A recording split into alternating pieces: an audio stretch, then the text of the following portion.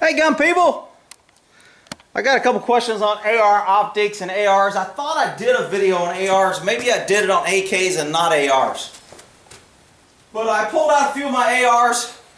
I'm going to go over some different things that I kind of like, that I don't like, just to give you some options. I wouldn't say I'm this super expert on options and all this, but I'm going to give you some of my input on some of my things. Hell, I got my damn sunglasses on. I didn't even know it until I looked at the camera.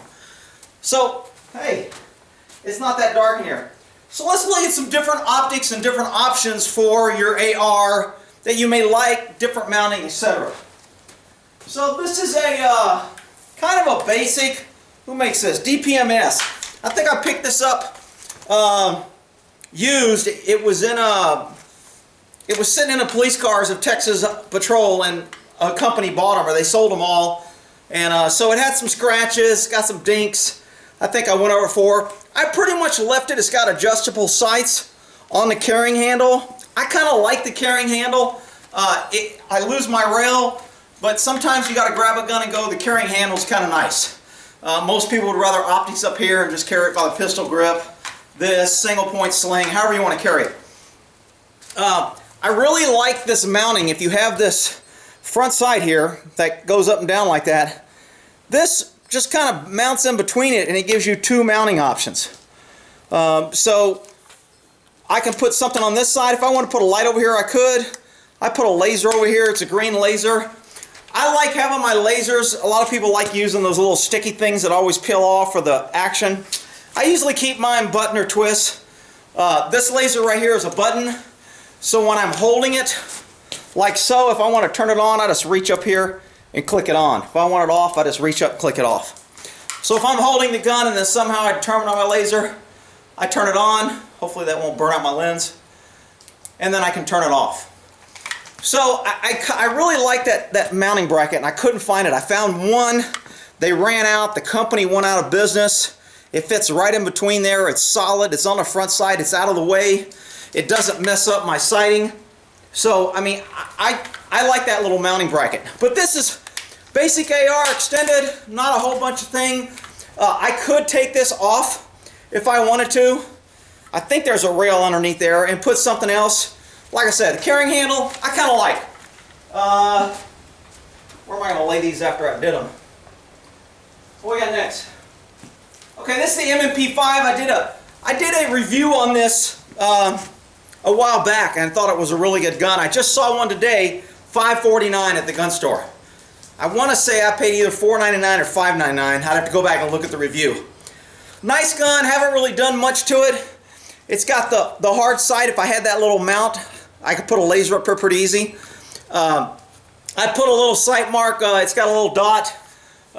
You know, you can call it a red dot.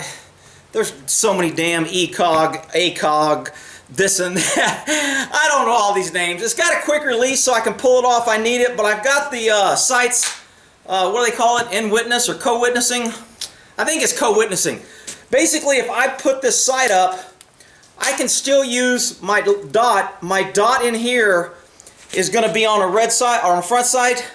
And when I aim, if I aim this gun through my sights, the dot in this red dot is going to be exactly in the same path as my sight picture. And I want to say they call it co-witnessing. They could call it something else. But so this one is basically all I've done is I got this quick release little sight on it. Expandable stock. Most of them come that way. Great little AR. I mean, if I had to grab and go, this is a good little gun. Not a lot. I think this was like 100, maybe 124 bucks. It came with the flip-up sight, so again, my optics aren't like, it's not like I'm out there running patrols and doing missions every night. So I have these things set up so I can use them if I need to use them. So if you're going to ask me if any of these are really good as it failed, man, I don't know if I put it through enough of a test to know if it would fail or not. I don't think it'll fail. It hasn't failed for me yet, but, you know. All right, let's move on to the next one here. What we got here? I don't know what the hell this is. This is a LRB arms lower, and I forgot what the upper was. I bought this used from a guy. He put the barrel on. It's got a little thing there. It's got a nice scope. This is probably my most accurate reach out and touch somebody with this rifle. Expandable stock. Again, I usually use this ribbon, and I just hook this on a D-ring so I can hook it on, if I'm wearing a vest, I can hook that right in a D-ring, and it keeps my gun here. It's kind of like a single point. If I don't want it, I can take it off and I can use this for something else. But you can buy this ribbon at any climbing store. This is what you would hang off and hook a D-ring to rappel. So this scope, what is this scope? A Nikon, hell, I can't even see it.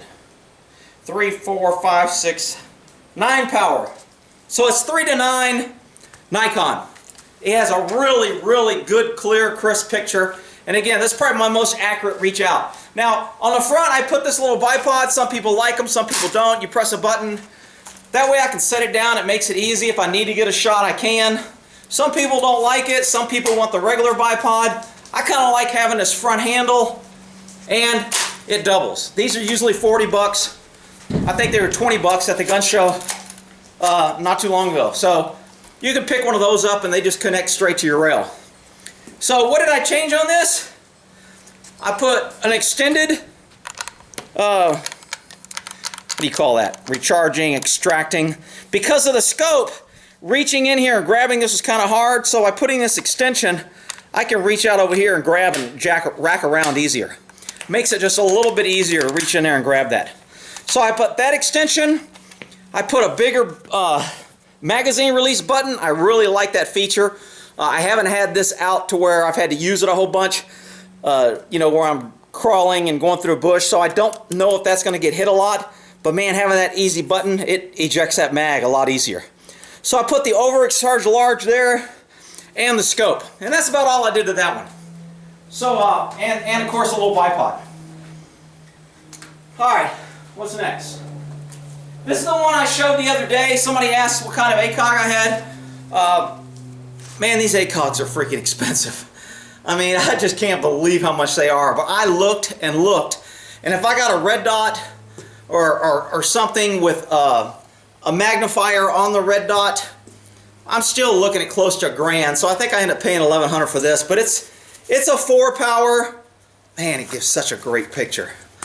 These things are great. Collects light in there. I don't know if you can see in here, but that's just as bright, and I can pick that up very easy. Again, I left these flip-up sights on here, so if I had to take this ACOG off, I've got the buttons to where I can pull this ACOG off and go to straight hard sights. I like having hard sights. I mean, we shoot in the military, 400, 500, 600 meters, iron sights. We'd be hitting bodies pretty regularly. You can get good at it if you shoot at that distance. But iron sights are underestimated a lot of people because it's so much nicer to have magnification and lights and markers and all this other stuff. But man, I'll tell you, that ACOG's freaking nice. If you can find one used, pick one up, it's worth it. So, and then all I did here was put a little laser. Same thing, I've got a button. I've got it right here.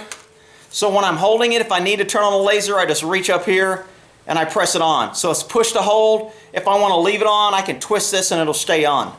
And this type of mounting system here is, I think, called the M-Rack or M-Tack or M-Rail. There's two different rails. It's not a flat rail, so you just end up putting a little additional rail, and that's what I did. I just attached a little additional rail here, and then I attached the laser to that. And it has a pad. I could put a pad on my handle if I wanted to. But again, I don't like the pad. I'd rather just use my thumb and turn it on when I need it. I can turn it off, and I can turn it on and leave it on. So on this one, all I've got is the laser and the ACOG. Oh, I forgot this one. And this is the binary trigger. So on safe, it's not cocked, so it won't go to safe. On fire, it fires one round at a time. If I click it back, what used to be the old automatic on the old automatic military guns, if you click it back here, this was full auto. Well, on this one, it's 2 rounds. So I fire a round when I squeeze the trigger, and it fires it when I let it go. And it's fast. And I like it better than an automatic. And the reason I like it better than an automatic is an automatic tends to climb. It's shooting so fast it climbs. With this binary trigger, not near the climb. because it's shooting every time I pull the trigger, 1, 2, 1, 2, 1, 2. You don't get the climb. I think it's much more controllable. So anyway, that's my little dust cover in here. I'm out in the garage. I don't want my ACOG getting dust on it. Then when I need it, it'll be like, damn, I can't see. Alright, so those are the ones up there. What do we got here? This one is a Olympic Arms. And I like Olympic Arms. I've shot this gun probably almost more than all my other ARs. And man, I don't have any problems with it. I like it. Some people say they're cheap. Some people say they don't like them. I like them. Again, this has the carrying handle with no rail. This is a solid carrying handle. It's got the adjustable rear sights. It's got that solid front sight. So this is probably my most basic. The only thing that's upgraded on this is the pistol grip. And it's got a little butt pad, which you really don't need on a damn AR because it doesn't kick that much. But that's about it on this one. Instead of having a full stock, it's got the old heat guards or handrails, whatever you want to call them. It's got the longer extended flash. So I haven't done a whole bunch to this one. This is probably my throwdown AR if I had one, because it's just grab and go. It'll take a beat and keep on ticking. And what we got here? Since I know I'm done over here. Last one. Oh, I couldn't bring out my other one because it has the banned by YouTube. So I can't say it or I might get banned. So I didn't bring out that AR with that, let's see, what do we call it? Rapidly adjusting assisted stock improved accuracy special secret stock. And I already did a video on that and it got removed, so but I have it listed on my website if you want to go watch it. So this is my Colt. This is the law enforcement Colt. It comes pretty much standard with this stock. All my ARs have this, hell, what the hell was that? Forward assist. I don't know what they call it now. That's what we used to call it. And the reason for that is it used to be these bolts would hang back just a little bit. Sometimes they'd jam when they got dirty. And if you hit like that, it'll slam that bolt forward if it doesn't go all the way forward. I've never used one on any AR I've ever shot in my life. Had them on many, never had to use them. I've got a front on this Colt. I've got the same bipod pop out for this Colt. If you want to put a bayonet on your gun, you're going to need a bayonet lug and the holder. So this one does have the lug. It's got the bayonet on it. So, and I think this is just a little aim point red dot. Who makes this? Bushnell? Yeah, I think it's a little Bushnell red dot. So you turn it on, and it doesn't project a red dot. It just has a red dot that comes on with a battery, so I see it when I'm looking through. And if I really try, I can get underneath it, but not really. I'm pretty much stuck on the red dot on this one. If I want to unscrew it in the field, if it goes out or breaks, then I have my flip-up rear sight, and I can just go to my hard sights. So those are some of the options and some of the things that you can put on your AR. Are these the best? Or man, there's better stuff out there, believe me. So what you want to do, how you're carrying it, do you want to have one AR? I mean, I kind of look at weapons as kind of like a tool chest. I don't just want one flat and one Phillips. I want the hex and the diamond and the star. And I want to have everything so when I need it, I have it. So that's why I have different ARs that equipped with different things, because different jobs require different tools. Now, not everybody can, and when I was younger, I could never afford this. But over the years, if you collect one a year or something, they add up. Buy one every 2 years. In 20 years, you'll have 10. So if you want to fix up your AR, decide what you want to do, how you want to carry it, how heavy duty is it going to be, do you want one for rough grab and go out there, and do you want just a real nice one that a lot of people will call them safe queens. You know, decide on which one you want, how you want to do it, whether you want a laser, whether you want a flashlight. Remember, you got to have batteries. Remember, you got to remember to turn them off. That's what I like about the ACOG. There's nothing about turning on and off on that ACOG. It's got the tritium inside that lights it up, radioactive, whatever the hell they put in there. and the light is always on. I think it's good for 10 or 15 years. And when it starts getting dim, you send it back to the factory, they replace it. They've got a way to replace it, they stick in the new stuff, and it's good for another 15 years. That way I don't have to worry about batteries, I don't have to worry about turning it on, I don't have to worry about leaving it on, the battery's dead, I don't have to worry about, holy shit, I need it, is it on? It's always on, it's always burning, it's good for 15 years.